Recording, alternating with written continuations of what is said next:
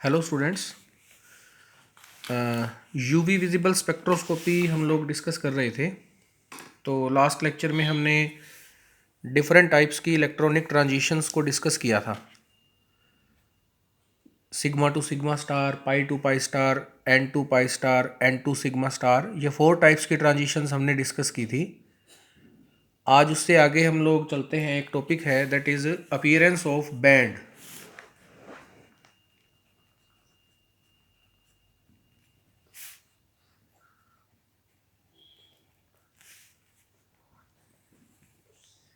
देखो इसमें क्या होता है कि जो यूवी विजिबल स्पेक्ट्रा है, it is a complex spectra.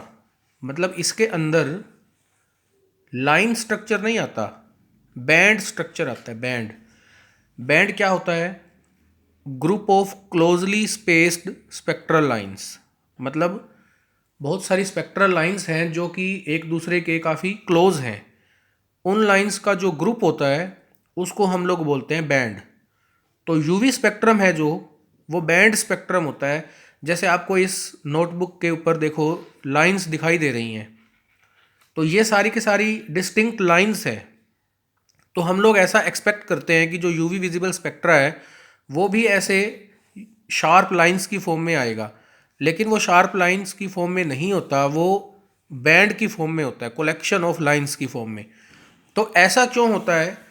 उसके लिए देखो हमारे पास डिफरेंट टाइप्स के एनर्जी लेवल्स होते हैं। जैसे आपके पास इलेक्ट्रॉनिक एनर्जी लेवल होता है, इसको हम लोग ई से रिप्रेजेंट करते हैं। इस इलेक्ट्रॉनिक लेवल के अंदर ही फर्दर वाइब्रेशनल एनर्जी लेवल्स होते हैं, इसको हम वी से रिप्रेजेंट करते हैं। और वाइब्रेशनल के अंदर फर्दर छोटे छोटे रोटेशनल एनर्जी लेवल्स होते हैं, जिनको हम लोग जे से रिप्रेजेंट करते हैं। तो जब इलेक्ट्रॉनिक एक्साइटेशन होती है, मतलब जब आप यूवी रेंज के अंदर लाइट सप्लाई करते हो, एनर्जी प्रोवाइड करते हो मॉलिक्यूल को, तो उसके इलेक्ट्रॉन ग्राउंड लेवल से हायर लेवल पे जाते हैं। तो जो इलेक्ट्रॉन है वो हायर लेवल में डिफरेंट वाइब्रेशनल, रोटेशनल, किसी भी लेवल को ऑक्यूपाई कर सकता है। अब देखो ये जो लेवल्स होते हैं they are very close to each other, इनके बीच में एनर्जी डिफरेंस बहुत कम होता है। तो इसका मतलब क्या हुआ कि इलेक्ट्रॉन जो लाइट एब्जॉर्ब कर रहा है corresponding to different rotational energy levels और डिफरेंट वाइब्रेशनल लेवल्स, वो एनर्जी की वैल्यूज भी काफ़ी क्लोज क्लोज ही होती हैं। तो अब आपको मालूम है कि जैसे delta E is equal to h c by lambda, ये रिलेशन है। अगर डेल्टा ई की वैल्यू स्मॉल डिफरेंस में आ रही है, बिल्कुल थोड़ी थोड़ी, तो इसका मतलब जो वेवलेंथ आएगी इसके कोरस्पॉन्डिंग वो भी काफ़ी क्लोज आएगी। तो उस वेवलेंथ की जो डिफरेंट लाइंस होंगी वो क्लोजली स्पेस्ड स्पेक्ट्रल लाइंस होती हैं। इसलिए हम बोलते हैं कि जो स्पेक्ट्रा है वो सिंपल लाइन स्पेक्ट्रा ना हो करके कैसा होता है? Band spectra. ठीक है। आफ्टर दैट एक नया टॉपिक है इसमें, वो है selection rules.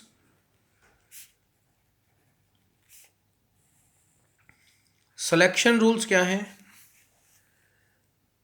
These are certain rules.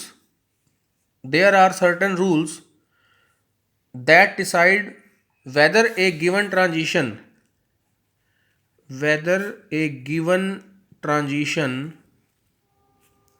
is allowed or forbidden. Forbidden का मतलब नॉट अलाउड, कि कोई भी ट्रांजिशन वो अलाउड है या नहीं है, मतलब हो भी सकती है या नहीं हो सकती, वो हम कुछ रूल्स के अकॉर्डिंग डिसाइड करते हैं।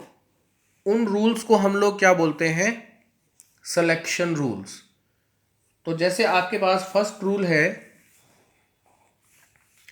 जो कि है सिमेट्री सिलेक्शन रूल।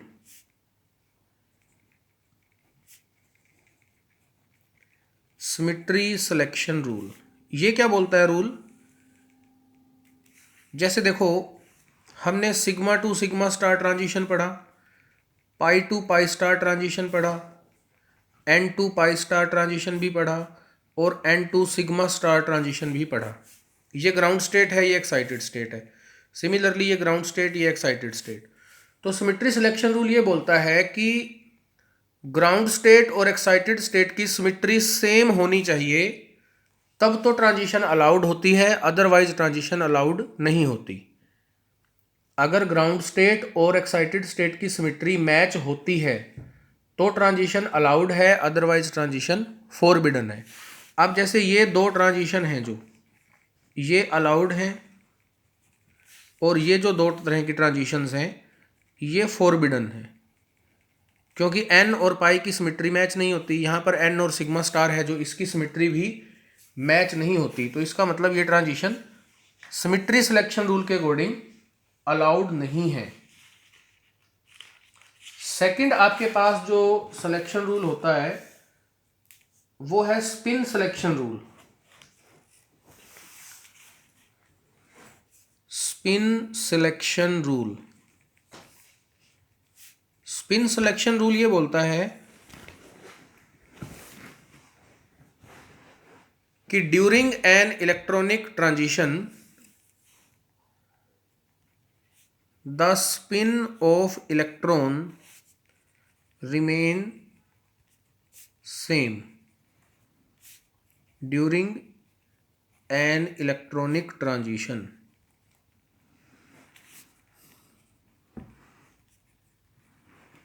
इसका मीनिंग क्या है देखिए, जैसे ये है आपके पास ग्राउंड स्टेट और ये है एक्साइटेड स्टेट। अब जैसे सपोज ये इलेक्ट्रॉन है ग्राउंड स्टेट के अंदर, आपने यहाँ से एनर्जी प्रोवाइड की, ये इलेक्ट्रॉन एक्साइट हो रहा है। जब ये इलेक्ट्रॉन एक्साइट होकर अपर लेवल में जाएगा तो भी इसकी स्पिन ऐसे ही रहेगी, तब तो ये अलाउड है।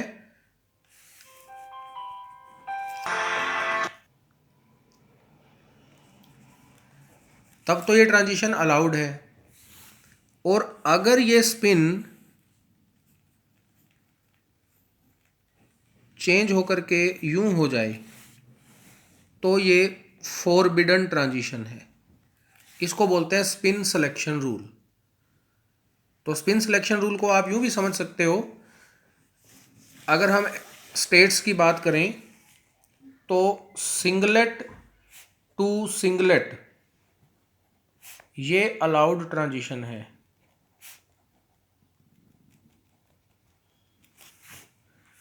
और सिंगलेट टू ट्रिपलेट ये फॉरबिडन ट्रांजिशन है।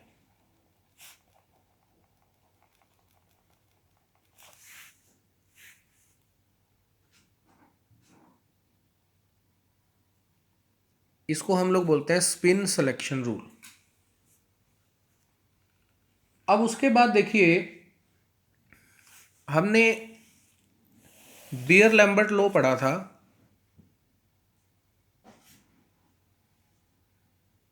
बियर लैम्बर्ट लॉ के अकॉर्डिंग हमने ये पढ़ा था कि जो एब्जॉर्बेंस है log I naught upon I is equal to epsilon c L.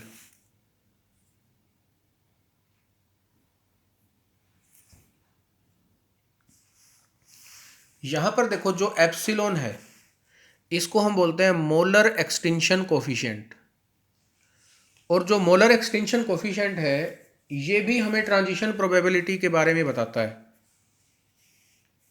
whether a given transition is probable or you can say whether the given transition is more probable or less probable। तो वो चीज़ हम decide करते हैं। ये मैंने आपको last lecture में भी बताया था कि अगर एप्सिलॉन की वैल्यू मोर देन 10⁻³ हो, if the value of epsilon is more than 10⁻³ then it will be allowed transition, and if the value of epsilon is less than 10⁻³ then it is forbidden transition।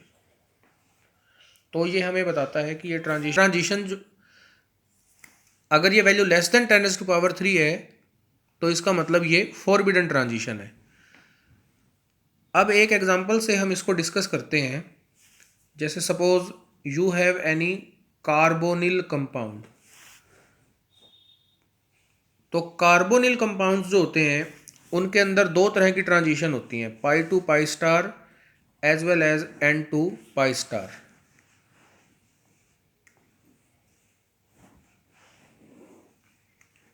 अब pi to pi star transition जो होती हैं उसमें क्या होता है, देखिए पहले एन टू पाई स्टार की बात करें तो एन टू पाई स्टार में लैम्डा मैक्स है 290 नैनोमीटर और एप्सिलॉन मैक्स की जो वैल्यू है ये लेस देन 100 है।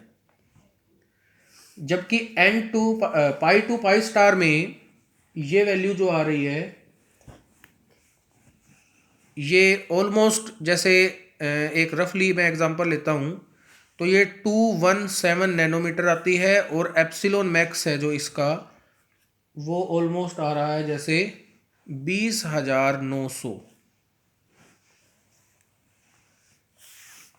अब देखो यहाँ पे लैम्डा मैक्स की वैल्यू कम है, यहाँ लैम्डा मैक्स की वैल्यू ज़्यादा है, मतलब वेवलेंथ जो एब्जॉर्प्शन की वेवलेंथ है वो एन टू पाई स्टार की ज़्यादा है, लेकिन एप्सिलॉन मैक्स की वैल्यू यहाँ देखो लेस देन 100। अब देखो हमने ऊपर क्या बोला कि अगर एप्सिलॉन मैक्स लेस देन 10⁻³ है तो फॉरबिडन ट्रांजिशन है। तो यहाँ से हमें ये चीज़ क्लियर हो सकती है कि कार्बोनिल में जो n to pi star transition है वो फॉरबिडन है, मतलब वो अलाउड नहीं है। और अभी अभी इसी लेक्चर में ही हमने सिलेक्शन रूल्स जब बताए थे तो यहाँ पे भी मैंने आपको यही कहा था कि अगर ग्राउंड स्टेट और एक्साइटेड स्टेट की सिमेट्री मैच करती है तो वो ट्रांजिशन अलाउड होती हैं, अगर मैच नहीं करती है तो वो फॉरबिडन होती हैं। अब इसी चीज़ को हम लोग एप्सिलॉन मैक्स की वैल्यू से भी जस्टिफाई कर सकते हैं कि देखो यहाँ एप्सिलॉन मैक्स की वैल्यू कम है, वही चीज़ ही सिलेक्शन रूल बोल रहा था और वही चीज़ ही ये वैल्यूज़ बोल रही हैं, तो इसका मतलब ये जो ट्रांजिशन है वो अलाउड नहीं है। पाई टू पाई स्टार की लैम्डा मैक्स की वैल्यू जरूर कम है लेकिन एप्सिलॉन मैक्स की वैल्यू देखिए कितनी ज़्यादा है, इसका मतलब ये ट्रांजिशन है जो वो अलाउड है, ये ट्रांजिशन है जो वो अलाउड नहीं है। Is it